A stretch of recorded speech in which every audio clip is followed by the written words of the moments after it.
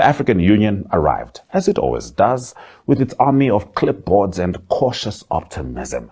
The AU election observation mission was led by former Botswana President Mokgweetsi Masisi. It's good to see him working after that hectic defeat to Duma Boko back home.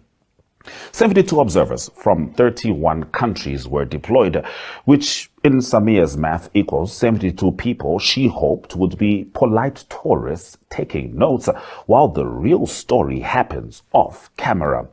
Their preliminary report on November 5 declared the elections did not comply with AU principles, normative frameworks, and international obligations. In other words, it was a circus.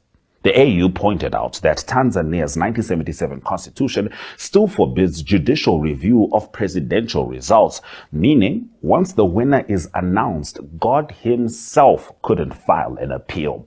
They also reminded everyone that reforms promised after the 2020 elections were about as real as campaign promises about power cuts. Opposition leaders were either jailed, exiled, or perhaps enjoying extended spa treatments in undisclosed locations.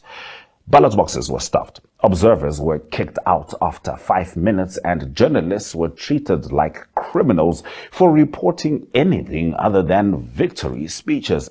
The AU found that over 200 enforced disappearances had taken place since 2019, proving that in some parts of Africa, political engagement is literally a disappearing act.